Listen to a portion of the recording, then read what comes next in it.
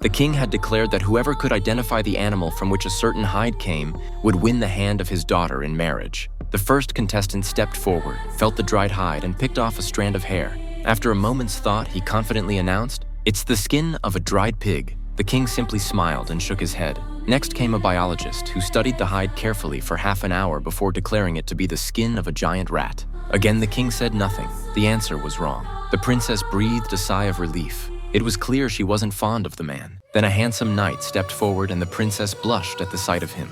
But after his own examination, even he failed to identify the hide correctly. The princess grew distressed, fearing she might never marry. Unexpectedly, a wild man rushed in. Without a word, he sniffed the hide and shouted, "It's the skin of a flea." The king froze in disbelief.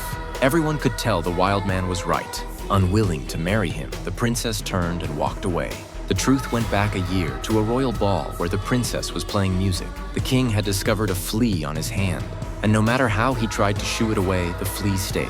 He ended up keeping it as a pet, but after a few months, it had grown as big as a rooster. Half a year later, it was as large as a pig and fell ill. The court veterinarian said it was beyond saving. Heartbroken, the king had its skin preserved as a memento. At the princess's coming-of-age ceremony, the king decided to choose her husband through this contest, which was how the wild man ultimately won. Honoring his promise, the king let the wild man take the princess away.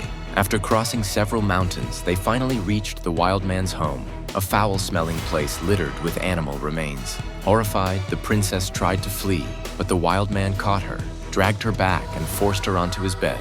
From then on, she endured inhumane treatment day after day. Sometime later, while the wild man was out hunting, the princess spotted an old woman on the far side of a cliff. She cried out for help. Moved by pity, the old woman called her family to assist. They secured a rope between the two sides, and the woman's son carefully carried the princess across. But just as they were about to reach safety, the wild man returned from his hunt. Furious at the scene, he rushed to stop them. The princess screamed in terror, and the rope began to sway violently. Just at this desperate moment, something unexpected happened.